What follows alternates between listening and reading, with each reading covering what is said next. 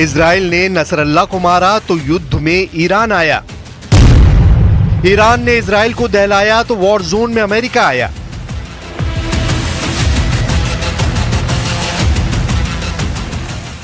America के युद्ध में आते ही क्या पुतिन ने खाड़ी में दी दस्तक?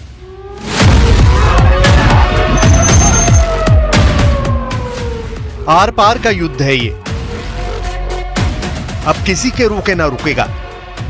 हर खेमे में ऐलान हो चुका है, इजराइल और इस्लामिक फाइटर की लड़ाई महायुद्ध में बदल गई है।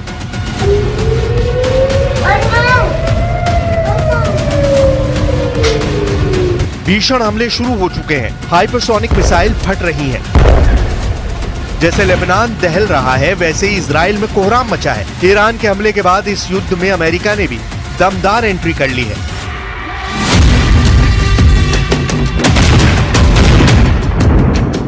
तुर्की भी इजराइल के खिलाफ मोर्चा खोल चुका है। मतलब ये कि महायुद्ध में अब महाशक्तियों के हथियारों की टक्कर शुरू होगी।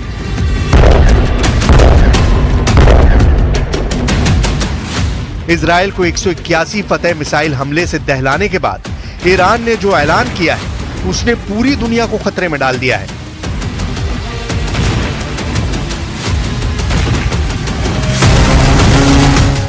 ईरान के सुप्रीम लीडर अली खामनेई ने अमेरिका को सीधी चुनौती देते हुए खाड़ी मुल्कों से फौरन रफा दफा होने का फरमान सुनाया है। इजराइल पर हमले का जश्न जिस तरह से ईरान समर्थित लड़ाके मना रहे हैं, उससे सुपर पावर अमेरिका बौखलाया हुआ है। ईरान ने इजराइल पर मिसाइल स्ट्राइक को सिर्फ ट्रेलर कहकर आगे की तबाही से अलर्ट भी कर दिया है। शर्रशुन रा از این منطقه کم بکنن بدون شک این درگیری ها، این جنگ ها، این برخورد ها به کلی از بین خواهد رفت و کشورهای منطقه میتونن خودشون رو اداره کنن، منطقهشون رو اداره کنن। तेहरान के सीक्रेट लोकेशन से खामनेई के मैसेज आने भर की देर थी कि कई मुल्कों में हाई लेवल मीटिंग शुरू हो गई। प्रेसिडेंट जो बाइडेन ने व्हाइट हाउस के रूजवेल्ट रूम से हाई लेवल मीटिंग बुलाकर इजराइल को फुल सपोर्ट का ऐलान किया है। प्रेसिडेंट बाइडेन ने इजराइल पर हुए हमले की कीमत तेहरान से वसूलने की धमकी देने के साथ खाड़ी के सभी यूएस बेस पर हाई अलर्ट कर दिया है। इजराइल के साथ मिलकर अमेरिका खाड़ी में नए वॉर प्लान पर जल्द एक्शन ले सकता है। word fog of war was invented for a situation like this. This is a fluid situation. We will consult with the Israelis on next steps in terms of the response and how to deal with what Iran has just done, and we will continue to monitor for further threats and attacks from Iran and its proxies. America के open ऐलान के बाद भी Iran में जश्न का दौर जारी है। ईरान की सड़कों पर बैनर पोस्टर में युद्ध के लिए रेडी होने की धमकी दी जा रही है। मायने ये कि अब ईरान अपने सभी हिसाब चुकाने के मूड में है। लेकिन सुपर पावर से ईरान कितने दिन युद्ध कर पाएगा? अमेरिका के हथियारों की काट ईरान कहां से लाएगा? क्या ईरान अरब देशों के दम से अमेरिका इजराइल से युद्ध जीतने का भ्रम तो नहीं पाल रहा?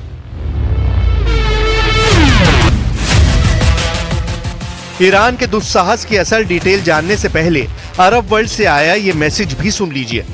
मैसेज है सऊदी अरब का, मैसेज है ईरान के लिए, जिसमें साफ कहा गया है कि सऊदी अरब खाड़ी में वॉर टेंशन को बढ़ने नहीं देना चाहता।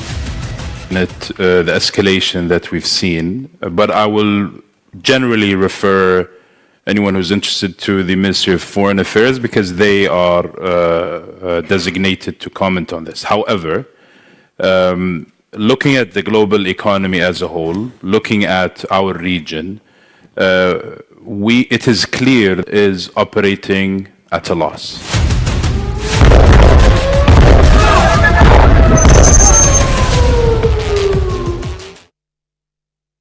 जिस तरह से इस युद्ध में सुपर पावर अमेरिका ने इजराइल का समर्थन किया है, उससे ये तुर्की भी घबराया हुआ है, क्योंकि तुर्की को डर है कि इजराइल का अगला टारगेट वो बन सकता है। सऊदी अरब से साफ कर दिया है कि वो किसी भी कीमत पर अरब की खाड़ी में वॉर की टेंशन को और नहीं बढ़ाना चाहता। सऊदी अरब का मैसेज ईरान के लिए अलार्म है, जबकि ताकतवर तुर्की भी अमेरिका के वॉर जोन में आने से दहल गया है। तुर्की के प्रेसिडेंट अर्दोआन को डर सता रहा है कि ईरान के बाद उनका ही नंबर है। तुर्की की मीडिया की रिपोर्ट के मुताबिक अर्दोआन ने अंकारा में अपने भाषण में ये डर बयां किया। अर्दोआन ने नेतन्याहू को डायरेक्ट धमकी देकर तुर्की को टारगेट बनाने से पहले 100 बार सोचने के लिए कहा है।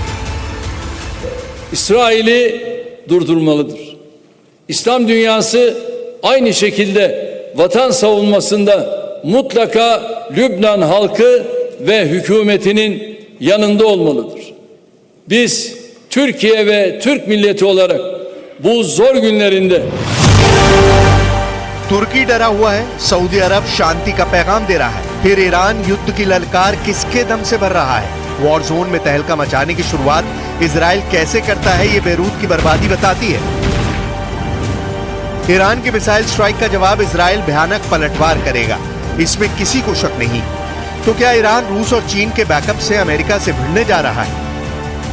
ईरान ने ऑपरेशन ट्रू प्रॉमिस 2 का जोखिम किसके कहने पर मोल लिया है? पश्चिमी मीडिया रिपोर्ट्स में इसको लेकर जो दावा किया जा रहा है वो बेहद डरावना है। रूस ने पश्चिम एशिया के युद्ध संकट का ठीकरा अमेरिका पर फोड़ दिया है। प्रेसिडेंट पुतिन ने बाइडेन को जमकर कोसा है। रूस के विदेश मंत्रालय की प्रवक्ता मारिया ज़खारोवा ने टेलीग्राम पोस्ट में दावा किया, पश्चिम एशिया में बाइडेन पूरी तरह विफल रहे हैं, खूनी संघर्ष बढ़ता जा रहा है। ये व्हाइट हाउस की समझ से बाहर है। अमेरिका सिर्फ बयान से संकटों को हल करने में लगा है, जो उसके बस का नहीं।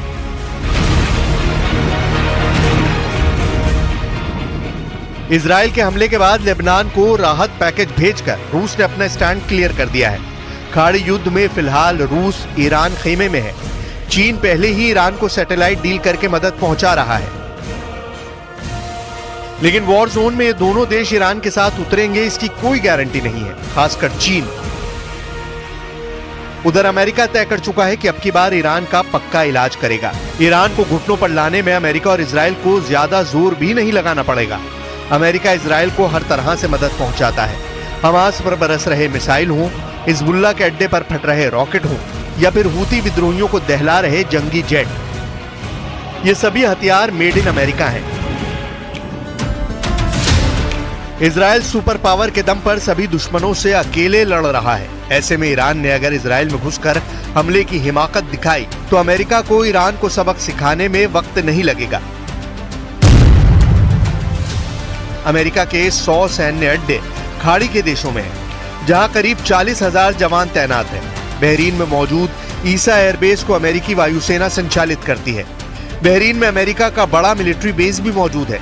बहरीन में नेवल फोर्सेस सेंट्रल कमांड और अमेरिकी नौसेना के 5वें बेड़े का मुख्यालय भी है। इसके अलावा भी अमेरिका के Kuwait, Oman, Iraq, Jordan, Philippines, Qatar, Saudi Arabia, Seychelles, Syria, Thailand और संयुक्त अरब अमीरात में सैन्य अड्डे मौजूद हैं। अमेरिका के जंगी बेड़े चलते फिरते परमाणु गोदाम है। यूएस नेवी के एयरक्राफ्ट कैरियर ऐसे न्यूक्लियर हथियारों से लैस रहते हैं जो किसी भी देश को पल भर में परमाणु धमाके का एहसास करा सकते हैं। अमेरिका के एटमी हमले का जवाब देने की ताकत फिलहाल ईरान के पास नहीं है। चीन जैसे मौकापरस्त दोस्त से ईरान को एटमी हथियार हासिल करने की हसरत कभी पूरी नहीं हो सकती। बचे पुतिन तो वो इस युद्ध के गेम चेंजर साबित हो सकते हैं, जिन्हें दुनिया मोस्ट पावरफुल लीडर कहती है।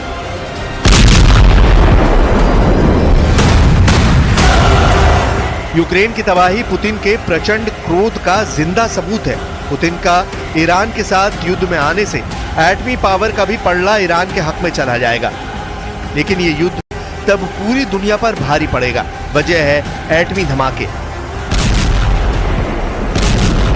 अमेरिका के एटम बम का धमाका इस धरती ने एक बार झेला है। परमाणु त्रासदी से बचने का कोई भी रास्ता इंसानों के पास फिलहाल तो नहीं है।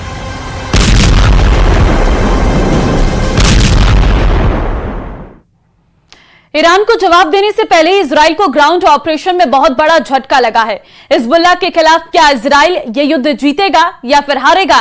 इन सवालों ने नेतन्याहू को तब परेशान कर दिया और इस वक्त इजराइल के एक साथ सैनिक 1 लाख सैनिक जो है लेबनान बॉर्डर पर खड़े हैं और पहले ही हमले में हिजबुल्लाह ने बड़ा झटका दे दिया है।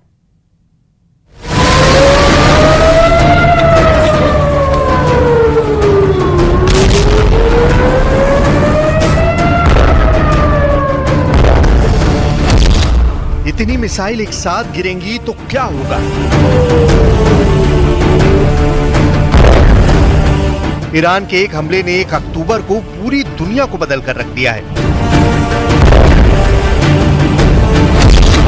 इतनी मिसाइल से एक साथ बचाएगा कौन? इतने बड़े हमले के बाद इजराइल के सामने सबसे बड़ा सवाल ये मिसाइल नहीं बल्कि नेतन्याहू के सामने इससे भी बड़ा चैलेंज खड़ा हो चुका है।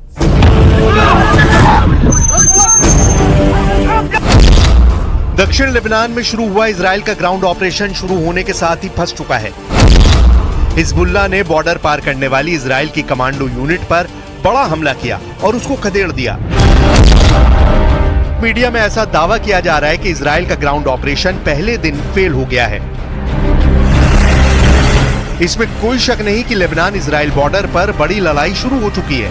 हिजबुल्लाह को जड़ से खत्म करने वाला ऑपरेशन इजराइल ने लॉन्च किया, इसका वीडियो भी भेजा। लेकिन जब ईरान 1 अक्टूबर को इजराइल के मिलिट्री बेस पर मिसाइल दाग रहा था, तब लेबनान इजराइल बॉर्डर पर एक बहुत ही खतरनाक ऑपरेशन जारी था। हिजबुल्लाह का दावा है कि उसने इजरायली कमांडो को ओदेसा और कफार किला के इलाके में बड़ी टक्कर दी है। उसके कई कमांडो मारे गए हैं, कई घायल हुए हैं। पॉइंट ब्लैंक रेंज से भी हमले का दावा किया गया है। एक तरफ नेतन्याहू का लेबनान के खिलाफ ग्राउंड ऑपरेशन है तो दूसरी तरफ ईरान की तरफ से इजराइल पर मिसाइल अटैक। इजराइल इस वक्त बहुत ज्यादा प्रेशर में है। इजराइल को तेहरान को भी जवाब देना है और लेबनान में भी ऑपरेशन करना है। नेतन्याहू इस वक्त कई मोर्चों पर घिर चुके हैं। इस खबर से बाइडेन बहुत ज्यादा बेचैन है और आगे इस युद्ध का अंजाम क्या होगा, इसे लेकर मॉस्को में बैठे व्लादिमीर पुतिन भी टेंशन में है। इस वक्त दुनिया में 4 पावर सेंटर तैयार हो चुके हैं जो इस युद्ध का फैसला करेंगे। वॉशिंगटन डीसी में व्हाइट हाउस, क्या अमेरिका इजराइल की मदद के लिए डायरेक्ट इस युद्ध में कूदेगा? इजराइल की राजधानी तेल अवीव में क्या फैसला होने वाला है? तीसरा शहर ईरान की राजधानी तेहरान, जहां सुप्रीम लीडर अली खामनेई का वॉर रूम बड़े फैसले ले सकता है। और चौथा शहर है रूस की कैपिटल मॉस्को, जहां से अब सिर्फ यूक्रेन नहीं बल्कि ईरान इजराइल के मोर्चे को भी मैसेज पहुंचाया जा सकता है। इस वक्त पूरा पश्चिम एशिया महायुद्ध के जलते हुए तवे पर बैठा हुआ है। नीचे आग सुलग रही है। बम, मिसाइलों और ड्रोन के हमलों से इस बार ऐसी तबाही की गारंटी दी जा रही है कि तेल अवीव से लेकर तेहरान तक दहशत फैली हुई है।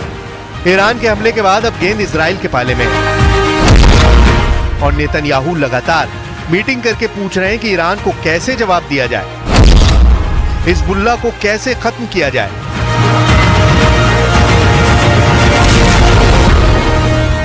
Y en el caso de Líbano insistimos en que la invasión terrestre debe detenerse, ya que han llegado informaciones muy preocupantes esta mañana, y España está firmemente comprometida con la aplicación de la resolución 1701 del Consejo de Seguridad de Naciones Unidas. Esta resolución sigue conteniendo a día de hoy todos los elementos necesarios para resolver esta crisis.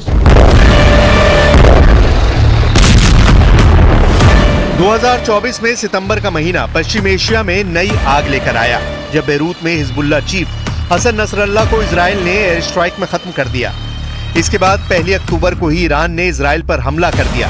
सवाल है कि क्या इसी महीने America और रूस भी इस युद्ध में कूदेंगे और महायुद्ध शुरू हो जाएगा? अगर अमेरिका इस युद्ध में कूदेंगे तो क्या होगा, ये बड़ा सवाल है। और क्या यही से तीसरे विश्व युद्ध की शुरुआत होगी? ये कई ऐसे सवाल हैं जिसका जवाब हर कोई जानना चाहता है। और इस वक्त दुनिया अलग खेमों में बटी हुई है और अलग अलग मोर्चे पर युद्ध भी लड़े जा रहे हैं।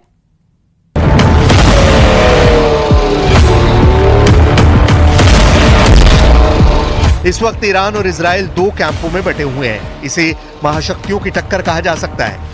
एक तरफ अमेरिका है तो दूसरी तरफ रूस है और यही दुनिया का सबसे बड़ा खौफ भी है, क्योंकि अमेरिका इजराइल के साथ है और रूस ईरान के साथ। ये चारों ताकत ऐसी हैं कि इनकी टक्कर वर्ल्ड वॉर की वजह बन सकती है। अमेरिका ने इजराइल को गोले बारूद की सप्लाई पिछले कुछ महीनों में तेज की है। बंकर बस्टर से लेकर हर तरह का बम इजराइल को सप्लाई किया गया है। लेकिन 1 अक्टूबर की रात को ईरान के मिसाइल अटैक ने साबित कर दिया कि इजराइल चाहे जिसकी मदद ले, जिससे हथियार ले, कोई भी उसकी ढाल बने, ईरान नसरल्लाह से लेकर हानिया सबका बदला अकेले अपने दम पर ले सकता है। अब सब कुछ नेतन्याहू के वॉर रूम पर निर्भर करता है। वो क्या फैसले लेंगे? क्या इजराइल कुछ बड़ा करने की सोच रहा है? क्योंकि इजराइल के सामने चुनौती सिर्फ ईरान नहीं बल्कि 4 मैदान है जहां युद्ध एक्टिव मोड में चल रहा है। पहला फ्रंट गजा है जहां इजराइल हमास से लड़ रहा है। दूसरा फ्रंट लेबनान है जहां इजराइल हिजबुल्लाह से लड़ रहा है। तीसरा फ्रंट यमन है जहां इजराइल हूती के अड्डों पर बमबारी कर चुका है। अब चौथा फ्रंट इराक बन सकता है क्योंकि इराक में ईरान के समर्थन वाला मिलिशिया गुट हशद अल शाबी भी एक्टिव हो गया है। जब ईरान की मिसाइल इजराइल पर गिर रही थी तभी यमन में भी हूती अपनी कुद्स 5 मिसाइल इजराइल पर फायर कर रहे थे। इन्नल क़ुव्वातिल मुसल्लहतल यमनिया तुबारिकु अमलियतल वअद अस्सादिक़िल ईरानियत अत्थानिया ज़िद्दल अदुव्विल इस्राईली व तुअक्किद इस्तिअदादहा लिलमुशारकति फ़ी अय्यि अमलियातिन अस्करियतिन मुश्तरका ज़िद्दल अदुव्विल इस्राईली इंतिसारन लिश्शअबैन अलफ़लस्तीनी वल्लुबनानी व रद्दन अला अय्यि उद्वानिन इस्राईलिय्यिन यतालु जबहातिल इस्नाद। मोर्चे बढ़ने से इजराइल के ग्राउंड ऑपरेशन की कामयाबी पर सवाल उठने लगे हैं। 1 अक्टूबर की रात ईरान के मिसाइल अटैक ने इजराइल के ग्राउंड ऑपरेशन को मुश्किल में डाल दिया है। अमेरिका को भी खतरा है कि इजराइल का हाल फिर वर्ष 2000 और 2006 जैसा ना हो। अमेरिका पहले भी कह चुका है कि वो नहीं चाहता कि गजा के अलावा इजराइल किसी दूसरे फ्रंट पर लड़ने के लिए मजबूर हो जाए। Well, I think it's certainly not very realistic because that was the claim in 2006 with the other war on Hezbollah in the south of Lebanon, and it took almost a month to get ceasefire and end of the aggression on both sides. So I think it's going to take a long time, particularly that ground invasion will involve element of Hezbollah who are very well trained in guerrilla warfare.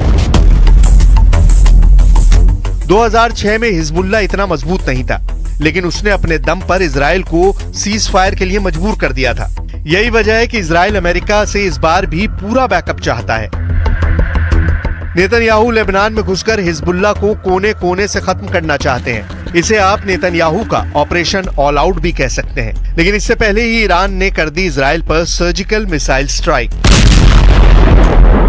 सवाल ये भी है कि क्या Israel Hezbollah के खिलाफ युद्ध को इतनी आसानी से जीत सकता है, जबकि इससे पहले वो 2 बार फेल हो चुका है।